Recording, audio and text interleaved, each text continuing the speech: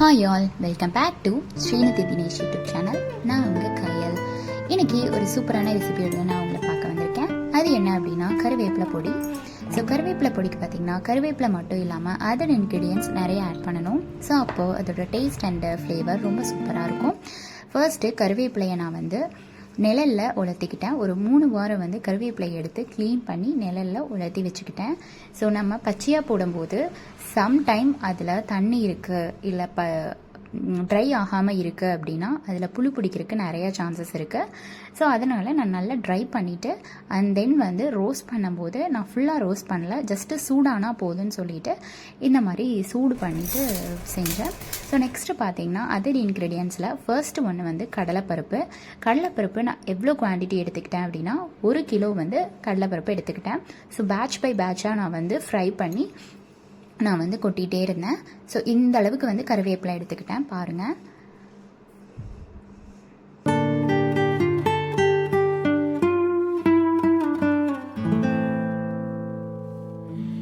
So கருவேப்பிலை பார்த்தீங்கன்னா நான் ஃபுல் அண்ட் ஃபுல் நிழலில் தான் ட்ரை பண்ணேன். வீட்டுக்குள்ளேயே நியூஸ் பேப்பர் போட்டு அதில் தான் ட்ரை பண்ணி எடுத்துக்கிட்டேன். நம்ம வெயிலில் காய வைக்கும் போது அதோட சத்துகள் குறையலாம். ஸோ அதனால் நான் நிழலில் தான் ட்ரை பண்ணேன். ஸோ நெக்ஸ்ட்டு ஒன்று பார்த்தீங்கன்னா உளுந்து எவ்வளோ எடுத்துக்கிட்டேன் அப்படின்னா 1/2 கிலோ எடுத்துக்கிட்டேன். அதில் பாதி கடலைப்பருப்பில் பாதி உளுந்து எடுத்துக்கிட்டேன். ஸோ இதையும் நல்லா வறுத்து அதோட ஆட் பண்ணிக்கிட்டேன்.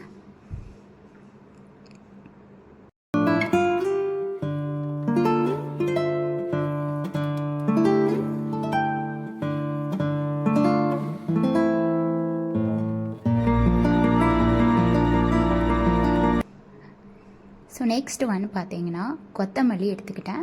கொத்தமல்லி விதை பார்த்தீங்கன்னா நான் 1/2 கிலோ எடுத்துக்கிட்டேன். உளுந்து எவ்வளோ எடுத்துக்கிட்டோமோ அந்தளவு கொத்தமல்லி விதை எடுத்துக்கிட்டேன். ஸோ கொத்தமல்லி சேர்க்கும் போது நம்ம எண்ணெய் விட்டு நம்ம வறுத்தோம் அப்படின்னா அதோட ஃப்ளேவர் நல்லாயிருக்கும்.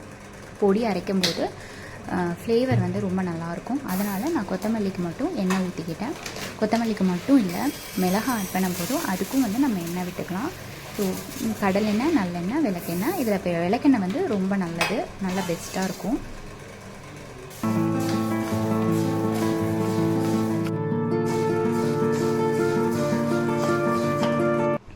ஸோ நம்ம இந்த மாதிரி கருவேப்பிலை பொடி, இந்த மாதிரி பொடிகள் செஞ்சு நம்ம ஆட் பண்ணும்போது குழந்தைங்க கருவேப்பிலையெல்லாம் சுத்தமாக சாப்பிட மாட்டாங்க. ஸோ இந்த மாதிரி நம்ம செஞ்சு கொடுக்கும்போது ரொம்ப நல்லா விரும்பி சாப்பிடுவாங்க. அண்ட் தென் சீரகம் பார்த்திங்கன்னா ஒரு 100 கிராம், மிளகு 100 கிராம், ரெண்டுமே 100 கிராம் எடுத்துக்கிட்டேன்.